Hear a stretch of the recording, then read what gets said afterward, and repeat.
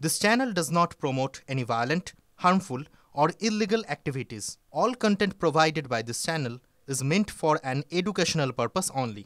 School service পরীক্ষায় সেরা সাফল্য মানেই Oxygen books SSC gateway series.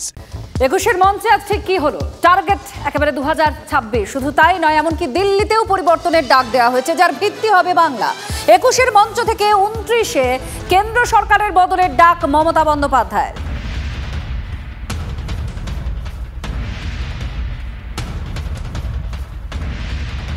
বাংলাকে বদলাতে গিয়ে ভারত সরকারের বদল হবে না তো। বাংলায় তো পরিবর্তন হয়ে গেছে, নতুন করে হওয়ার নেই।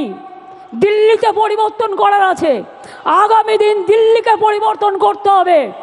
তা বাংলা হচ্ছে জন্মভূমি, বাংলা হচ্ছে তার ভিত্তিপ্রস্তর।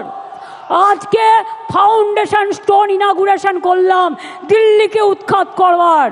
আজকে শহীদ স্মরণে, শহীদ রক্তে তর্পণ করে বলছি, তোমরা যতক্ষণ বিদায় না নিচ্ছ আমাদের তো থামবে না লড়াই, আমাদের লড়াই থামবে না, আমাদের লড়াই থামবে না। লক্ষ্য যখন স্কুল সার্ভিস, সঙ্গে আছে gateway series, oxygen books. Mamata Bandyopadhyay একজন পলিটিক্যাল অ্যাক্টিভিস্ট। কোনো রাজনৈতিক কর্মী বাড়িতে চুপ করে বসে থাকতে পারেন না। তো ২৬-এর পর অনেক সময় পাবেন উনি জানেন যে ওনার সরকারের বিসর্জন অনিবার্য। তো সে সময় তো ওনাকে আর রাজ্য চালাতে হবে না। তো সে সময় উনি সেই কাজে মন দেবেন, দলকে সর্বভারতীয় করবার জন্য সারা ভারতবর্ষে ঘুরবেন। ঠিকই বলছেন উনি। আর ২১-এর মঞ্চ থেকে ২৬-এ মহাযুদ্ধের জন্য নতুন স্লোগান বেঁধে দিলেন মমতা বন্দ্যোপাধ্যায়। এবার তৃণমূলের স্লোগান, জব্দ হবে, স্তব্ধ হবে।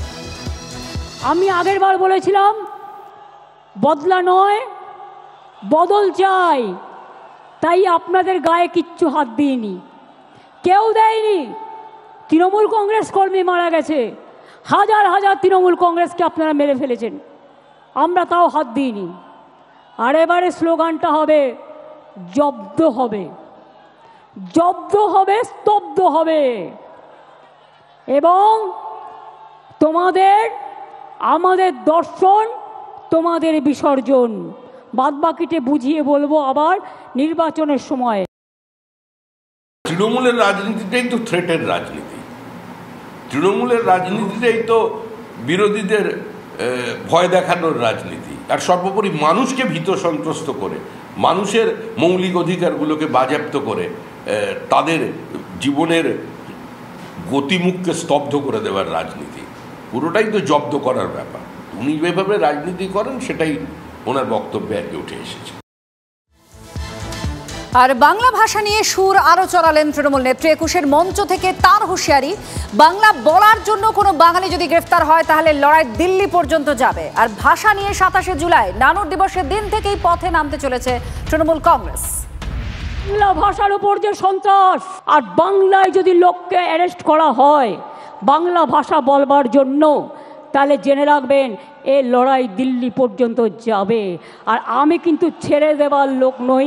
আগামী ২৭শে জুলাই নানুর দিবসের দিন থেকে প্রতি শনি রবিবার বাংলা ভাষার উপর যে অপমান, বাংলা ভাষার উপর যে সন্ত্রাস, তার বিরুদ্ধে সব ভাষাভাষী লোকেদের নিয়ে মিছিল মিটিং সব করুন।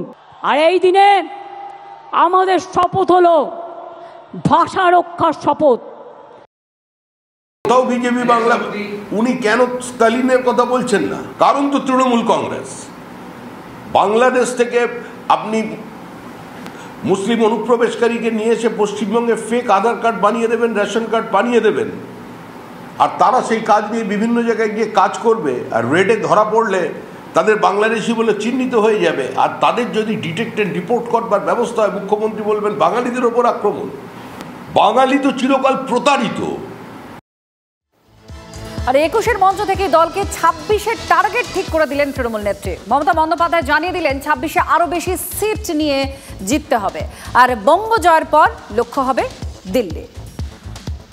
২০২৬-এ আরো বেশি সিট নিয়ে জিততে হবে এবং জিতবার পর আমাদের লক্ষ্য হবে দিল্লি লড়াই।